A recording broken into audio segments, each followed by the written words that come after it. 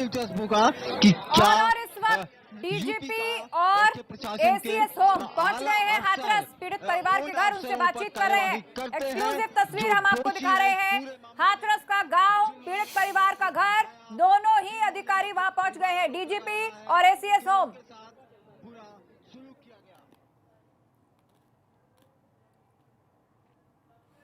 तो आज सुबह सीएम से जबरदस्त लताड़ के बाद दोनों अधिकारी आज हाथरस आए हैं, ग्राउंड पर आए हैं और मुलाकात कर रहे पीड़ित परिवार से।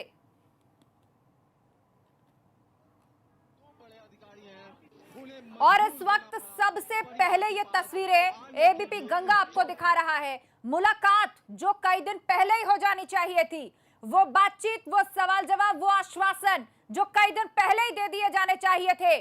सीनियर अधिकारी सिर्फ कैबिन में बैठने के लिए नहीं होते, जब मामले बड़े होते हैं तो उनको ग्राउंड पर नजर आना चाहिए। ये तस्वीर कई दिन पहले ही आ जानी चाहिए थी, लेकिन सीएम की जबरदस्त डांट के बाद आखिरकार आज दोनों अधिकारी आए हैं और साफ कह दिया गया है सीएम की तरफ से कि इस मामले को अब निपटा कर ही आइएगा। बातचीत कर रहे पीड़ित परिवार से इस वक्त। सबसे पहले तस्वीर एबीपी गंगा पर आप देख रहे हैं।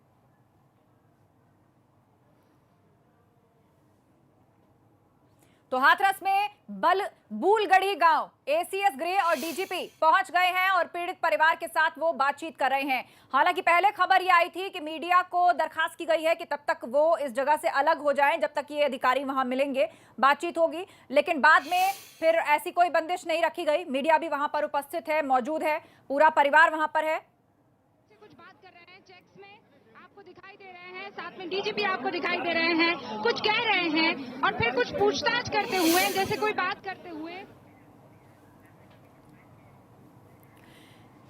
तो तस्वीरें हम आपको दिखा रहे हैं उस मुलाकात की, जिसकी आस जो सवालों में बहुत पहले ही हो जाती, जिस पर सवाल उठ रहे थे, लेकिन आज आखिरकार वो मुलाकात हुई है। बहुत देर हुई आते आते, लेकिन दाहिनी तरफ देखिए यूनिफॉर्म में आपको डीजीपी नजर आ रहे हैं, एचसी अवस्थी, और एसीएस होम अवनीश अवस्थी सफेद शर्ट में। आप बैक से देख रहे हैं ये पूरा शॉट, और सामने बैठा है पूरा परिवार हरे रंग की साड़ी में, घूंघट ओढ़े, और कोरोना के चलते सबने मास्क लगाए हुए हैं, अपना चेहरा कवर किया हुआ है। पीड़ित परिवार बैठा है और उनसे सवाल जवाब चल रहे हैं, उनसे बातचीत चल रही है। दरअसल सीएम ने आज सख्त लहजे में कहा है कि इस मामले को निपटा कर ही आइए। तो अब दोनों ही अधिकारी पीड़ित परिवार से मुलाकात कर रहे हैं। आसपास मीडिया भी वहां पर है और मीडिया के कैमरे ऑन हैं। जिन लोगों के पास मोबाइल फ़ोन है, परिवार से संबंधित पड़ोस के कुछ और लोग भी वहाँ पर हैं, वो भी इसका वीडियो बना रहे हैं। प्रिंट, स्टिल सब कोई वहाँ पर मौजूद है और परिवार के जो सभी सदस्य हैं इस वक्त बैठकर दोनों ही अधिकारियों से बातचीत कर रहे हैं। आज शाम तक, देर शाम तक रिपोर्ट सौंपनी होगी डीजीपी और एसीएस होम को, जिसके बाद खबर ये भी है कि कुछ बड़ी कार्रवाइयाँ इस मामले में देखने को मिल सकती हैं। कई बड़े प्रशासनिक फेरबदल की तैयारी है। हाथरस से जो सरकार की किरकिरी हुई है या सरकार की बेदाग छवि पर जो छींटे डालने की कोशिश हुई, उसमें बड़ी कार्रवाइयां हो सकती हैं। दो तस्वीरें आपके सामने, एक तरफ परिवार से बातचीत करने एसीएस गृह और डीजीपी पहुंचे हैं, उनसे मिल रहे हैं, और दूसरी तरफ राहुल गांधी हाथरस के लिए कूच कर रहे हैं और उनके साथ मौजूद है कांग्रेस के 35 सांसदों का काफिला। डीएनडी पर पहले से ही कांग्रेसी कार्यकर्ता बड़ी संख्या में मौजूद है, वो उनका इंतजार कर रहे हैं, जोश से लबरेज हैं और उनका कहना है कि हम सिपाही हैं राहुल गांधी और प्रियंका गांधी पर। कोई मारेगा तो मरने को भी तैयार है, मारने को भी तैयार है। हम इंसाफ के लिए लड़ेंगे, हम न्याय के लिए लड़ेंगे और जल्दी आए राहुल गांधी, हम आगे बढ़ेंगे। तो इंतजार एक तरफ नोएडा के डीएनडी पर हो रहा है, पुलिस चौकस है, बड़ी संख्या में यूपी बॉर्डर के आसपास फोर्स लगाई गई है, नोएडा डीएनडी पर पुलिस फोर्स है और इस बीच राहुल गांधी निकले हैं। चंद मिनट पहले की तस्वीर हम आपको दिखा रहे हैं। तो इन दो तस्वीरों से आज के दिन की बड़ी अपडेट या आज के दिन की इस कहानी को समझिए कि अब ये कहां जा रही है। एक तरफ जो प्रशासनिक चूक इस मामले में हुई है, सीनियर अधिकारी जो ग्राउंड से दूर रहे हैं और सरकार की बेदाग छवि पर जो सवाल उठे हैं, अब उसको पाटने के लिए एसीएस होम और डीजीपी को लताड़ करके सीएम ने भेजा है। आज पहुंचे हैं गांव, मुलाकात कर रहे हैं पीड़ित परिवार से और उनको कहा है कि मामला निपटा कर आइए। लेकिन दूसरी तरफ कांग्रेस है, उसने ठान लिया है कि मामले को खत्म नहीं होने देंगे, इस मामले पर मिट्टी नहीं डलने देंगे, मुद्दे को बड़ा बनाएंगे, सरकार के सामने खड़ा करेंगे और अपनी सियासी जमीन करेंगे मजबूत। एक बार पहले भी डिटेन हो चुके हैं हाथरस पहुंचने की कोशिश में और एक बार फिर से, इस बार तो पूरे लाव लश्कर के साथ 35 सांसदों के काफिले के साथ राहुल गांधी रवाना हुए हैं। और तीसरी तरफ प्रशासनिक तैयारी भी देख लीजिए। डीएनडी पर भारी पुलिस बल तैनात है, पुलिस फोर्स को लगाया गया है, कांग्रेसी कार्यकर्ता इकट्ठा है और ये परिवार से बातचीत कर रहे हैं दोनों ही अधिकारी। ये जो हल्के नीली शर्ट में दिख रहे हैं आपको, वो है अवनीश अवस्थी, एसीएस होम, और सब कुछ लिख रहे हैं, वो नोट डाउन कर रहे हैं। जो भी बातचीत हो रही है उसके नोट्स बनाए जा रहे हैं और ये सारी जानकारी सीएम को दी जाएगी। ये सारा अपडेट जो इस वक्त कॉपी पेन पर लिखा जा रहा है नोटपैड पर, वो सब कुछ पॉइंट्स दर पॉइंट्स सीएम योगी तक पहुंचाया जाएगा, उनको सारी अपडेट दी जाएगी। डीजीपी यूपी के एचसी अवस्थी, जिनके बारे में कहा जाता है कि अपने पूरे कार्यकाल में वो बड़ी एजेंसी सीबीआई में भी काम कर चुके हैं, लेकिन उनको ग्राउंड का उतना अनुभव नहीं है। ईमानदार छवि बेशक उनकी है, लेकिन मामला कितना भी बड़ा हो जाए उनको कभी ग्राउंड पर नहीं देखा गया, मीडिया से कभी मुखातिब नहीं होते, उनके साथ सवाल जवाब के लिए या इंटरेक्शन के लिए कभी तैयार नहीं होते। तो कहीं ना कहीं ये ग्राउंड से कटे अधिकारी के तौर पर अब उनकी छवि जो है वो बनती जा रही है। दोनों ही अधिकारी पीड़ित परिवार से मुलाकात कर रहे हैं और इस वक्त अवनीश अवस्थी परिवार से बातचीत की जो है सवाल जवाब और उनको कुछ समझाने की कोशिश करते दिख रहे हैं और हर एक वो बात, हर एक वो लफ्ज पॉइंट दर पॉइंट उसे नोटपैड में नोट भी कर रहे हैं, क्योंकि ये सब कुछ आज जाकर सीएम योगी को बताना होगा।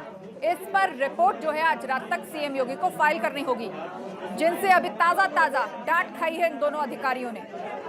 और ये इंस्ट्रक्शन मिला है कि मामले को आप फाइनल करके आइए, आप निपटा कर आइए। और सिर्फ आप समझ लीजिए कि ये मामला सिर्फ यहीं पर पूर्ण विराम नहीं लेगा, अभी तो कई बड़े प्रशासनिक फेरबदल हमें देखने को मिल सकते हैं। हमारे ब्यूरो चीफ वीरेश पांडे ने भी इस बाबत हमें संकेत दिया है कि तैयारी जो है वो की जा रही है। सीएम योगी नाराज हैं कि सरकार इतना कार्यकाल पूरा करने के बाद भी जो दाग नहीं लगा था उसकी ईमानदार और उसकी निष्पक्ष छवि पर, आज वो इस तरह का धब्बा विपक्ष लगाना चाहता है इस मामले की वजह से।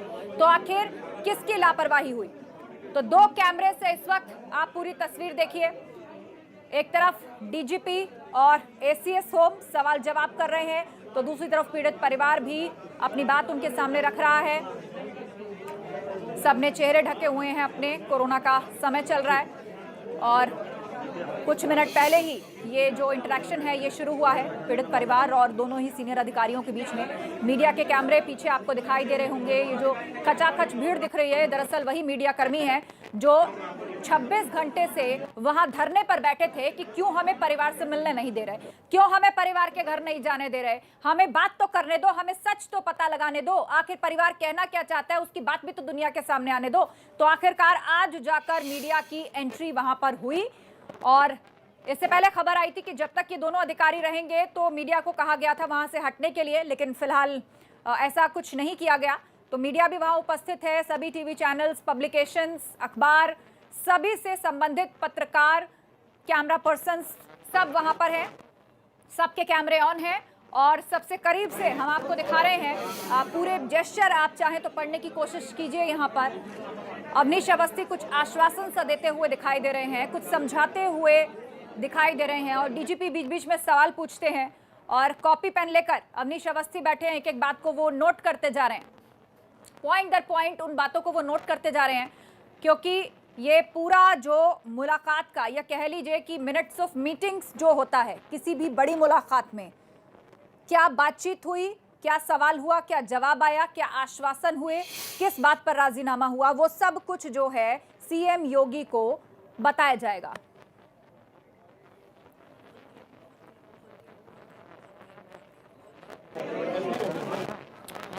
तो आज रात तक सीएम योगी को रिपोर्ट सौंप देंगे दोनों ही अधिकारी।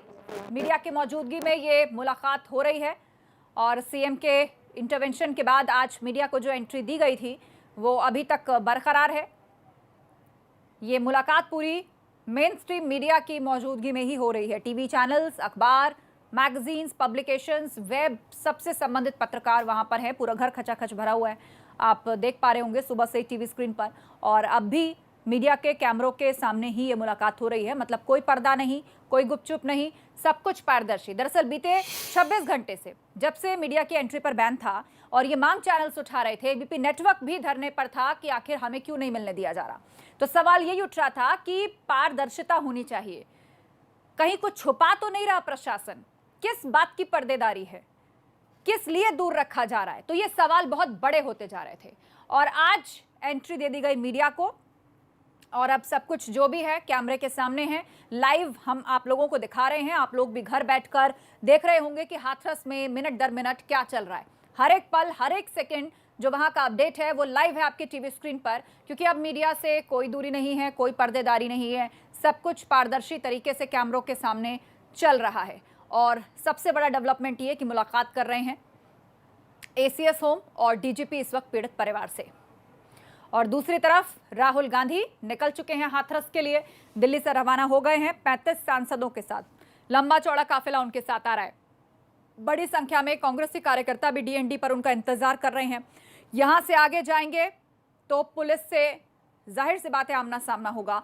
और ये देखना होगा कि हमने 2 दिन पहले जो यमुना एक्सप्रेसवे पर देखा था, सैकड़ों की संख्या में कांग्रेस के कार्यकर्ता प्रियंका और राहुल गांधी वहां पर धरने पर भी बैठे, पैदल भी चले, लेकिन बाद में डिटेन करके पुलिस उनको ले गई और देर शाम फिर उनको यूपी बॉर्डर के पार कालिंदी कुंज पर छोड़ा गया। तो मुमकिन है जरूर पुलिस ने कोई चेतावनी दी होगी, बाकी के कांग्रेस कार्यकर्ताओं को भी दी थी, चेतावनी देकर छोड़ा होगा। जब धारा 144 है तो जाने पर पाबंदी है, तो ऐसे में आज एक बार फिर से हाथरस जाने की कोशिश और बड़े लावो लश्कर के साथ कांग्रेस की तरफ से। तो देखना होगा कि अब से चंद मिनट बाद की जो तस्वीरें होती हैं वो क्या कहती हैं। कांग्रेसी कार्यकर्ता नोएडा डीएनडी पर इंतजार कर रहे हैं। अजय लल्लू यूपी कांग्रेस के अध्यक्ष वो भी वहां पर पहुंचेंगे, लेकिन जो जोश से लबरेज इस वक्त कांग्रेसी कार्यकर्ता हैं वो उस तरह की बात कह रहे हैं कि कोई चाहे हम पर लाठी चलवाए, हम पर गोली चलवाए, हम मर भी जाएंगे, हम मार भी देंगे, लेकिन न्याय चाहिए। हाथरस की दलित बेटी के लिए न्याय चाहिए। मतलब ये बताने से नहीं चूक रहे कि वो दलित थी। और एक सवाल इस पूरे मामले में जो सियासी पार्टियां हैं, जो विपक्षी पार्टियां हैं, जो उस हाथरस के परिवार के लिए इंसाफ की मांग कर रही हैं, उन सब पर यह भी उठ रहा है कि क्या वो उसकी आड़ में अपनी सियासी जमीन या दलित कार्ड खेलने की कोशिश तो नहीं कर रहे। बहरहाल मामला जो भी हो, लेकिन पीड़ित परिवार को न्याय मिलना चाहिए। जो दोषी हैं उन पर कार्रवाई होनी चाहिए। मामले की हर एक परत पारदर्शिता के साथ खुलकर सामने आनी चाहिए और इसमें जो असल पीड़ित है उसको न्याय मिले और जो असल दोषी है उसको मिले सख्त सजा। इस मामले को यदि उदाहरण बनना है तो ये मामला इस तरह उदाहरण बने कि कोई भी केस अगर सामने आए तो कम से कम इसका उदाहरण जरूर दोहराया जाए। वीरेश पांडे हमारे ब्यूरो चीफ लगातार हमारे साथ लाइव जुड़े हुए हैं। 2 तस्वीरें इस वक्त वीरेश टीवी स्क्रीन पर चल रही हैं। एक तरफ राहुल गांधी 35 सांसदों के साथ रवाना हो गए हैं, मतलब लाव लश्कर जो है, जो 2 दिन पहले था उससे दुगना है, आप मान लीजिए आज। और दूसरी तरफ परिवार से एसीएस होम और डीजीपी की बातचीत चल रही है। तो वीरेश, ये 2 तस्वीरें जो मैं बता रही थी इस वक्त हमारे सामने हैं और हम देख रहे हैं कि अवनीश अवस्थी जो है वो कॉपी पेन लेकर धड़ाधड़ नोट्स बना रहे हैं। डीजीपी उनसे सवाल पूछ रहे हैं। आज ये सारी बातें, ये सारा लेखा जोखा शब्द ब शब्द सीएम योगी को बताना है इन्हें।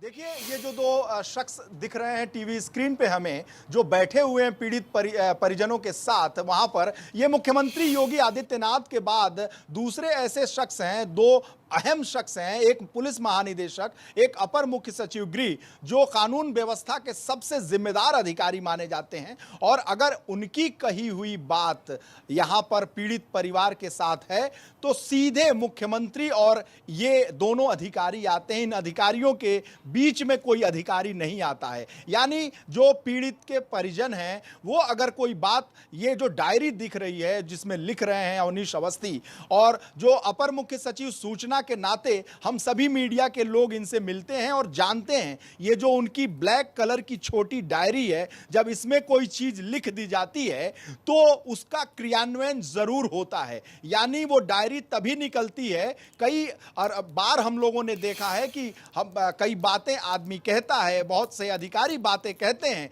लेकिन ये डायरी तभी निकलती है जब वो कन्विंस होते हैं। और जब वो कन्विंस होते हैं तो उस डायरी में लिखा जाता है, और जब वो लिखा जाता है तो उसका क्रियान्वयन होता है, यानी उनकी डायरी में लिखी हुई बातें मुख्यमंत्री तक पहुंचेंगी। जो पीड़िता के परिजन हैं, जिस तरीके से बात कर रहे हैं, अवनीश अवस्थी और डीजीपी जिस तरीके से हाथ जोड़कर उनसे निवेदन कर रहे हैं, यह समझौता पत्र तैयार हो रहा है। इस समझौता पत्र से यह उम्मीद की जा सकती है कि हाथरस की आग, हाथरस की आंच जो लखनऊ और पूरे देश, दिल्ली तक, प्रधानमंत्री तक पहुंच चुकी है, अब वो कुछ ठंडी जरूर होगी, क्योंकि जो आश्वासन अवनीश अवस्थी देंगे, एचसी अवस्थी देंगे, उसके बीच में कोई अधिकारी नहीं है, केवल मुख्यमंत्री हैं। जैसा कि एबीपी गंगा ने बार बार कहा है कि ये जो रिपोर्ट है, वो रिपोर्ट सीधे मुख्यमंत्री तक आज रात पहुंच जाएगी और पहुंचने के बाद मुख्यमंत्री शब्दशः उसको पढ़ेंगे, क्योंकि जो लिखी हुई बातें हैं अवनीश अवस्थी की उस डायरी पर, उस डायरी का बहुत महत्व है और मुख्यमंत्री भी जानते हैं कि उस डायरी से निकले हुए शब्द वो रिपोर्ट होती है। क्योंकि अगर इस पद पर उन्हें बैठाया गया है तो जाहिर सी बात है मुख्यमंत्री का विश्वास होगा। अगर विश्वास है तो मुख्यमंत्री से जब वो बात करेंगे कि पीड़िता से हमने मिला, हमारी मुलाकात हुई, और सरकार का मानना है, मुख्यमंत्री का मानना है कि स्थानीय अधिकारियों ने पूरा गुड़ गोबर किया हुआ है, और ऐसे में जो उत्तर प्रदेश सरकार के दो सबसे बड़े अधिकारी पीड़िता के परिजनों से मिल रहे हैं, ये दृश्य जो आपके सामने दिख रहा है टेलीविजन चैनल पर, योगी सरकार के 3.5 साल के इतिहास में कभी भी किसी घटना में आपने नहीं देखा होगा कि पीड़िता या पीड़ित के तमाम ऐसे घटनाएं उत्तर प्रदेश में होती रहती हैं, लेकिन पीड़िता के परिजनों से मिलने या पीड़ित के परिजनों से मिलने अवनीश अवस्थी और डीजीपी एक साथ एक हेलीकॉप्टर से जाकर उस घटना की समस्या का समाधान करने की कोशिश करते हों, ऐसा हमने नहीं देखा है, किसी पत्रकार ने नहीं देखा होगा। 3.5 साल की इस योगी सरकार में ये एक अभूतपूर्व घटना है, क्योंकि ये घटना भी अभूतपूर्व है, ये बहुत बड़ी घटना है। और ऐसे में जो आज योगी आदित्यनाथ तक पहुंची है। आपसे चर्चा जारी रहेगी, लेकिन एक तस्वीर हम दर्शकों को दिखा रहे हैं, प्रियंका गांधी, और वो खुद ड्राइव करके जा रही हैं और इस वक्त साथ में राहुल गांधी बैठे हैं उनके साथ बराबर वाली सीट पर, लेकिन ड्राइव कर रही हैं प्रियंका गांधी। ये एक संकेत भी है। तो कांग्रेस पार्टी के लिए उत्तर प्रदेश में जो ड्राइवर हैं वो भी प्रियंका गांधी हैं। महासचिव का पद है उनके पास। उत्तर प्रदेश की राजनीति में जिस तरह से वो सक्रियता दिखा रही हैं, मतलब कमान उनके हाथ में है, और जो सेकंड सीट है उस पर बैठे हैं राहुल गांधी। मतलब अगुवाई प्रियंका गांधी की, चेहरा प्रियंका गांधी का, ड्राइवर प्रियंका गांधी, दारोमदार प्रियंका गांधी के ऊपर, और उनका साथ देने के लिए राहुल गांधी हैं, बराबर की सीट पर बैठे हैं। वीरेश हमारे साथ जुड़े हुए हैं। वीरेश, थोड़ी देर में नोएडा डीएनडी पर हमें वही तस्वीरें दिखने वाली हैं टकराव की, जो 2 दिन पहले यमुना एक्सप्रेसवे पर दिखी थी, और उस वक्त भी डिटेन किया गया था, लेकिन आज काफिला दोगुना है। प्रियंका गांधी गाड़ी खुद ड्राइव करके जा रही हैं और साथ में बराबर की सीट पर बैठे हैं राहुल गांधी। कांग्रेस के अगर राजनीति में देखा जाए तो इस वक्त हायरार्की की बात की जाए तो वहां भी यही स्थिति है। जो स्टीयरिंग है वो प्रियंका गांधी के हाथ में है और साथ दे रहे हैं बराबर में बैठ के राहुल गांधी। देखिए, बिटवीन द लाइंस पत्रकार पढ़ते हैं, और आस्था आपने बिटवीन द लाइंस पढ़ा है, और मैं आपकी सराहना करूंगा कि जिस तरीके से आपने इस पत्रकारिता के नब्ज को दिखाया है कि जो गाड़ी चला रही हैं प्रियंका गांधी, उसकी जिस तरह से आपने व्याख्या की है, उसकी सराहना होनी चाहिए। और निश्चित रूप से आपकी बात से मैं इत्तेफाक रखता हूं कि ये जो दृश्य हम सामने देख रहे हैं, ऐसा दृश्य भी हमने नहीं देखा होगा कि बहन प्रियंका गाड़ी चला रही हैं, राहुल बैठे होंगे, क्योंकि जब वो एसपीजी की सुरक्षा में थे, इतना तामझाम था, तो इस तरह के विजुअल्स और इस तरह के दृश्य नहीं आते थे। लेकिन ये दृश्य बता रहा है कि उत्तर प्रदेश में और कांग्रेस के भविष्य में कौन स्टीयरिंग पकड़ेगा, क्योंकि प्रियंका बेटी जो है वो उनको लेकर तमाम समय से, बहुत समय से एक तरह से कांग्रेस के जो कार्यकर्ता हैं, नेता हैं, वो मन ही मन चाहते थे कि प्रियंका आए, सक्रिय हो और स्टीयरिंग पर बैठें। राहुल गांधी देखिए पार्ट टाइम जॉब करते हैं, यानी पार्ट टाइम राजनीतिज्ञ हैं, बहुत भले आदमी हो सकते हैं, लेकिन बहुत अच्छे पॉलिटिशियन नहीं हैं, और उनका मन भी नहीं लगता है। अध्यक्ष का पद उन्होंने जिस तरीके से ठुकराया, और उसके बाद लगातार कार्य समिति कहती रही कि ले लीजिए, ले लीजिए, गांधी परिवार से इतर कोई नहीं बन सकता। राहुल गांधी अडिग हैं कि नहीं चाहिए, यानी उनको नहीं चाहिए साहब ये जो स्टीयरिंग चला रही है ना, भविष्य में जो कांग्रेस के खेवैया की एक तस्वीर निकल करके सामने आएगी उसकी आज एक बानगी हमने देख ली है। और एक तस्वीर अब हम हाथरस से दिखाने जा रहे हैं। अभी तक जो पीड़ित परिवार थे उसमें पिता से बातचीत कर रहे थे दोनों सीनियर अधिकारी। अब मां को लाया गया है, वहां पर उनको बिठाया गया और ये पीली साड़ी में घूंघट में जो आप देख पा रहे हैं वो पीड़ित लड़की की मां है, जो सबसे पहले उस लड़की के पास पहुंची थी। और उन्हीं का ये कहना था कि मुझे देखकर वो लड़के वहां से भाग गए थे, तो मैंने देखा था कि वो बहुत ही खराब हालत में जो थी वो लड़की थी। तो अब मां को वहां पर बुलाया गया है, दोनों ही अधिकारी उनसे बातचीत कर रहे हैं, पूछताछ कर रहे हैं। और ये थोड़ी देर पहले की तस्वीर है, ये पिता हैं जो सफेद रंग के पूरे गमछे में खुद को चेहरा पूरा लपेटा हुआ है, जो बात कर रहे हैं दोनों अधिकारियों से, ये पिता हैं। और अब मां जो पीली साड़ी में लाई गई हैं वो भी उनको वहां बिठा दिया गया है, अब उनसे भी पूछताछ की जा रही है। एक महिला कांस्टेबल उनको लेकर आई हैं, उनको वहां पर बिठाया गया है। और इसके अलावा परिवार के बाकी सदस्य भी बैठे हैं, भाई हैं उनके और कुछ और महिलाएं भी हैं। भाभी भी मीडिया से काफी बात कर रही थी आके, लेकिन अब मां को लाया गया है, मां से भी पूछताछ कर रहे हैं दोनों ही अधिकारी। और पहली तस्वीर में आप देख रहे हैं कि निकल चुके हैं राहुल और प्रियंका गांधी, कांग्रेसी कार्यकर्ता उनका इंतजार कर रहे हैं। अजय लल्लू भी वहां पहुंचने वाले हैं 35 सांसदों के काफिले को लेकर। नोएडा डीएनडी पर अब एक टकराव की स्थिति क्या हमें देखने को मिलेगी, क्योंकि वहां जो कांग्रेसी कार्यकर्ता हैं वो देखिए किन शब्दों में बात कर रहे हैं। उनका ये कहना है कि हम सिपाही हैं राहुल और प्रियंका के, मारना है तो मार दो, हम मर भी सकते हैं मार भी सकते हैं,